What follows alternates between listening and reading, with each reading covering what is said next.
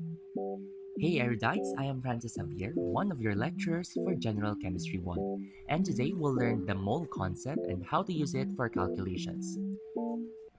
Special terms are normally used for a set of counted matter. For example, a pair is used to indicate 2 units or a dozen for 12. In chemistry, the atomic counting unit is a mole, which comes from the Latin word that means heap or huge pile. The mole, abbreviated as mole, is defined as the amount of substance containing the same number of particles, whether it be atoms, ions, molecules, or formula units. 1 mole of any substance has 6.022 times 10 raised to 23 particles, a number known as Avogadro's number. The molar mass of a substance is the mass of 1 mole of that substance measured in grams per mole. Sinasabi lang nito na ang molar mass, ito yung weight ng grams ng 1 mole or yung 6.022 times 10 to the 23 particles ng any substance. Ngayon, paano natin kukunin ang molar mass ng elements at compounds? For elements, the molar mass is equal to its atomic mass. In this example, you can see na zoom in sa periodic table ang atomic symbol na H or ang hydrogen at below nun ay ang atomic mass. It tells us that hydrogen has the atomic mass of 1 grams. This atomic mass is also equal to your molar mass. For compounds naman, tinitake into consideration ang sum ng lahat ng atomic mass ng lahat ng atoms na present dito. For example, the molar mass of carbon dioxide or CO2 take in consideration the mass of carbon which is 12 and the mass of the atoms of oxygen na dalawa. Ang oxygen, ang mass nito ay 16, 16 times 2, 32 plus 12. The molar mass of carbon dioxide now is 44 grams per mole. Molar mass allows conversion between mass and number of moles in chemical calculations. Now let us demonstrate the mole relationship using carbon dioxide as an example. The molar mass of carbon dioxide is 44 grams per mole as we've solved earlier. And ito yung binabanggit natin kanina na ang 1 mole ay equal din sa molar mass ng substance. So 1 mole of carbon dioxide is equals to the 44 grams of carbon dioxide or its molar mass. 1 mole of carbon dioxide can also be equal to the Avogadro's number or the 6.022 times 10 to the 23 particles of CO2. And volume at STP or standard temperature and pressure at 1 mole of carbon dioxide, it is equal to 22.4 liters of carbon dioxide gas. 22.4 liters is a constant number here at STP. And here is a mole map to help you in problem solving using dimensional analysis. And here are the guided steps to be used in problem solving. Step 1, identify the given and ask. Step 2, convert to mole if it's needed. Step 3, use conversion factors. In step 4, include units. For our first problem, what is the mass in grams of 4.50 mole of nitrogen? First is we write down the given, so 4.50 mole nitrogen, 2 grams. Next is to recall the relationships or the conversion factor. So using the mole map that I presented earlier, if you want to go from mole to mass, we should multiply it to the molar mass. Okay, let's present it here in a dimensional analysis. 4.50 mole of the substance multiplied by the conversion factor or the fraction. Since 1 mole of a substance is equal to its molar mass, and the molar mass of nitrogen is 14 grams of nitrogen. Now, you should cancel the units, and you are left with grams. So 4.50 times 14 grams of nitrogen will give you 63 grams of nitrogen. Okay, problem number 2. How many oxygen atoms are present in 4.50 moles of CO2? First, we write down the given, so 4.50 mole of CO2. Next, we recall the relationships or the conversion factors. Since mole ang ating given, kailangan ang opposite niya ay mole din dito para sila ay mag-cancel at makuha natin ang hinahanap nating atoms. So, recall that 1 mole of CO2 Since oxygen atoms lang ang need natin, kailangan tayong dumaan muna at tatanggalin natin ang carbon niyang kasama. So, paano natin gagawin yon since oxygen lang kailangan natin? So, check natin yung relationship ng CO2. Sa CO2, isang carbon at dalawang oxygen. So, yun yung pwede natin gamiting relationship as conversion factor. So, 1 mole CO2 ay pwede natin i-equal sa 2 mole ng oxygen atoms. Okay?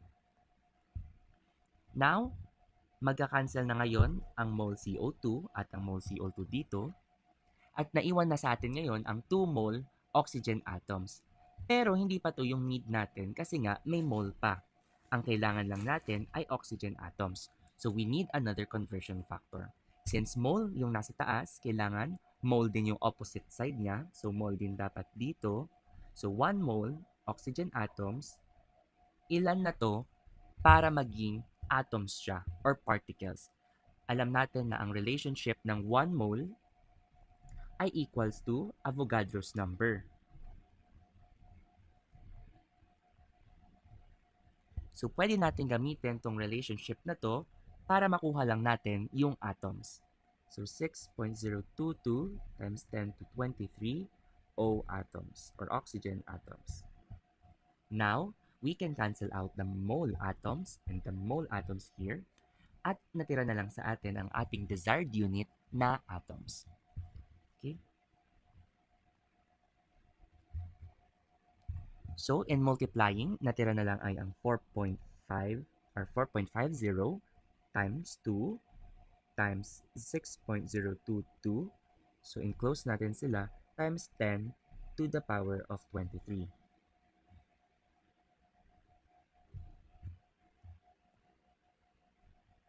Our answer for this one is 54.198 times 10 to 23.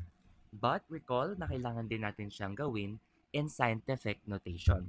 So, dahil sobra siya sa 10, dahil ang scientific notation ay it must be at least 1 but less than 10, so we need to move a decimal here. So, magiging 5.4198 times 10. Since we move a decimal place to the left, we add 1 here sa exponent. 24 oxygen atoms. We should round off our answers to the correct number of significant figures. So in this problem, ang binigay na significant figure sa atin, since 4.50 here has 3 SF, we should also round off our answers into 3 significant figures.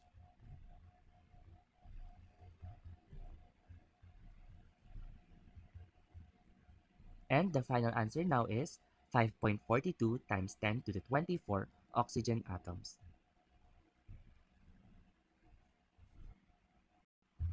Problem 3, calculate the mass of 2.0 times 10 to the 23 molecules of water.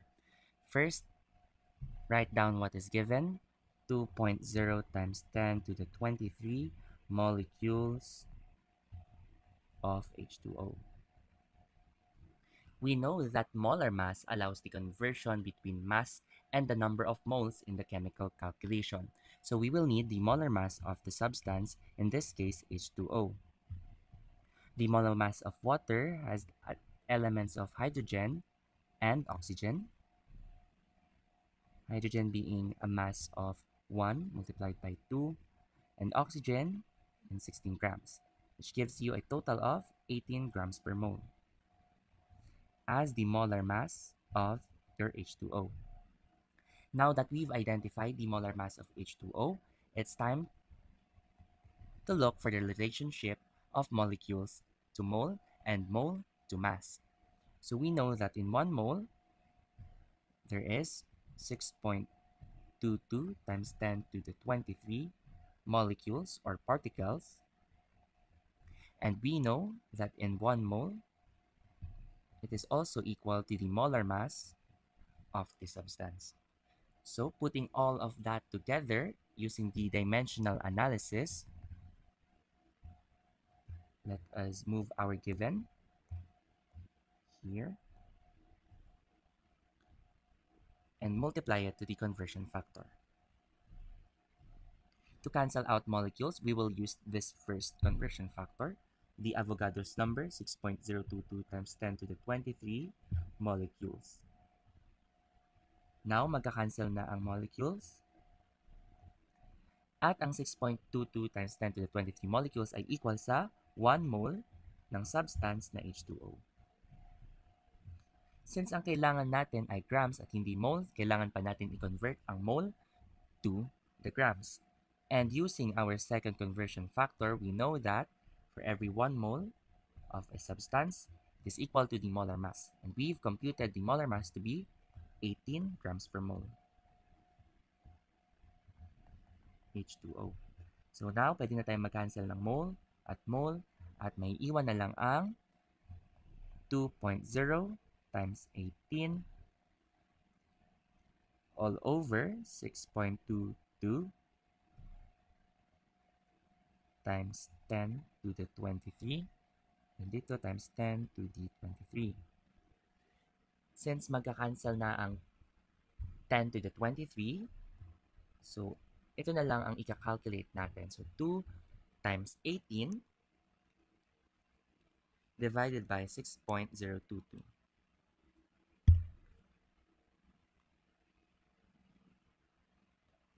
The answer is now 6.0 grams of H2O.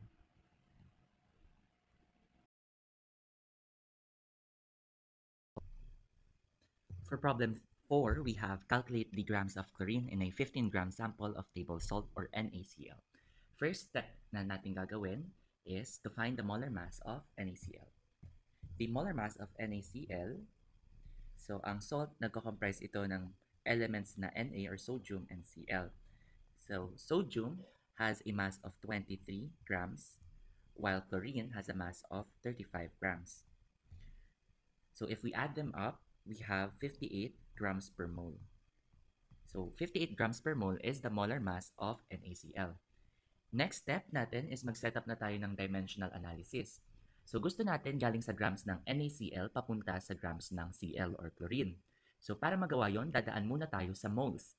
So bakit natin kailangan dumaan sa moles? Yung chemical formula ng NaCl nagsasabi ng ratio in terms of moles, hindi in terms of grams. Kasi ang isang mole ng NaCl may kasama pang isang mole ng Cl or chlorine. So ipakita natin. So given 15 grams NaCl, which is the salt, set up tayo ng dimensional analysis. Ang conversion factor na gagamitin natin is of course the molar mass. The molar mass of table salt. And gagaya ng sinabi ko kanina, para ma-convert natin siya to grams, kailangan muna tayong dumaan sa moles. To 1 mole of NaCl. Okay? Since hindi naman natin hinahanap ang mole, kailangan na din natin siyang ma-cancel sa ating next conversion factor. So since 1 mole ang sa taas, 1 mole din yung baba, NaCl, all over, ilan ba ang ating, or ano ba ang ating hinahanap? Ang hinahanap lang natin is chlorine. Chlorine lang ang hinahanap natin. So 1 mole NaCl to 1 mole of chlorine. Finally, since hindi naman mole ng chlorine ang hinahanap natin ay grams ng chlorine, ika-cancel natin siya by getting 1 mole of chlorine all on top of or under kung ano ang atomic mass ng chlorine. Since ang atomic mass ng chlorine ay 35, so we put 35 on top. Now, let us cancel the units. So grams of table salt, mole NaCl, mole chlorine, and you are left with the right unit of grams of chlorine. Okay? So, i-put na natin sa ating calculator ang 15 grams multiplied to 35 grams all over 58. And you should get an answer of 9.051724138 grams. But since sa ating given, ang ating given ay 15.0, it has 3 significant figures. So we need to round off our answer to 3 sig figs. So this will become 9.05 grams of chlorine. This is now your final answer.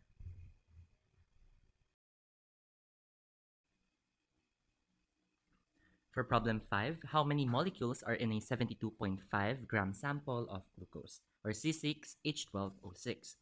Since ang given ay mass or grams, kailangan natin sa conversion factor ang molar mass din ng substance. So we get the molar mass of glucose, which is this one. So ang glucose ay may formula na C6H12O6. Since ang mass ng carbon ay 12, multiplied by how many atoms ay 6. Hydrogen, ang mass niya ay 1, multiplied by 12 since 12 atoms, and 16 naman sa oxygen multiplied by 6. So for carbon, we have 72 grams, hydrogen 12 grams, and oxygen 96 grams. When combined, the molar mass of glucose is 180 grams per mole. Now na nahanap na natin ang molar mass ng glucose, pwede na nating iset up ang conversion factors. So write down the given, 72.5 grams of glucose multiplied by